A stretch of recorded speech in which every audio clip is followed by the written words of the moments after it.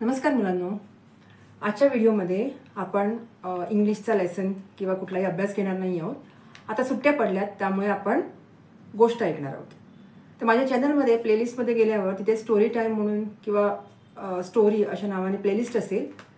त्या प्लेलिस्टवर तुम्हाला गोष्टी मिळतील ऐकायला. ओके, तर आजची गोष्ट आहे अकबर बिरबल यांच्यावर आधारित आहे आणि गोष्टीचं नाव आहे राजपुत्राचा मित्र.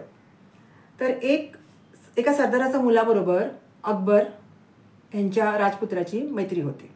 सरदाराचा मुलगा अतिशय खोडकर आणि अविचारी होता, उडाणटप्पू होता. परंतु राजपुत्र त्या सरदाराच्या मुलाबरोबर हिंडत फिरत असे. त्याच्याशिवाय त्याला एक मिनिट सुद्धा करमत नव्हतं. ओके, सारखं त्याच्याबरोबर त्याला तो खूप जिवलग मित्र होते ते. पण त्याची संगत आवडत नसे अकबरांना, कारण त्याला वाटत असेल की आपला पण मुलगा बिघडेल त्याच्यामुळे. संगतीचा असर असं आपण म्हणतो तो, त्याची भीती वाटत होती अकबरांना. तो एक क्षणसुद्धा त्याच्याशिवाय राहू शकत नव्हता. अकबरचा मुलगा, अकबरचा राजपुत्र त्याच्या मित्राशिवाय एक क्षणसुद्धा राहू शकत नव्हता. ह्यामुळे अकबरला फार चिंता झाली. तर अकबरच्या डोक्यात आलं की संगतच माणसाला बिघडवते किंवा घडवते. त्यामुळे तो फार चिंतित होता. त्याला वाटायचं वाईट मुलांच्या संगतीने राजपुत्र बिघडला तर त्याची त्याला सारखी भीती वाटायची. अकबर यांना या गोष्टीची फार भीती वाटायची. शेवटी अखेरीस अकबर यांनी बिरबलला आपल्या मनातली खंत सांगितली. तर दुसऱ्या दिवशी अकबरचा राजपुत्र आणि तो सरदाराचा मुलगा बागेत खेळत होते. तिथे बिरबल आला आणि बिरबल बघितलं ते दोघंही खेळत आहेत छानपैकी. तर बिरबलने खुणेने त्या सरदाराच्या मुलाला जवळ बोलावले आणि त्याच्या कानाजवळ आपलं तोंड नेलं आणि थोडा वेळ तसाच थांबला, जणू काही तो त्याच्या कानात काहीतरी सांगत आहे. पण त्याने त्याच्या कानात काही सांगितलं नाही. आणि बिरबल आपल्याला काहीच सांगत नाहीये हे बघून तो सरदाराचा मुलगा तिथून निघून गेला. तो तिथनं पुढे जाता जाता बिरबल मोठ्याने ओरडला की हे बघ, मी तुला जे कानात सांगितलंय ते कुणालाही सांगू नको.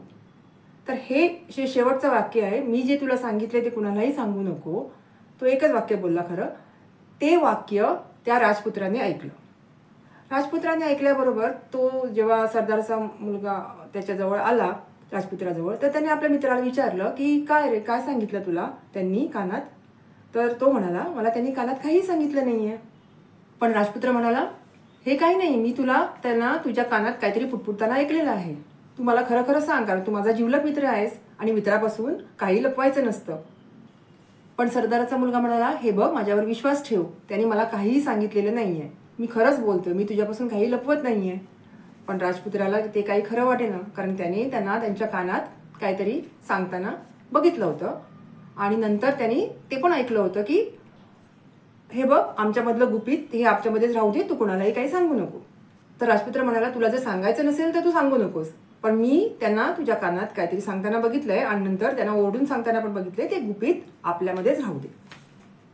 राजपुत्राचं हे बोलणं ऐकून तो सरदारचा मुलगा फार नाराज झाला आणि म्हणाला, मोठ्या लोकांची मुलंही अशीच असतात, अगदी संशयी, यांच्याशी कधीच दोस्ती करता कामा नये.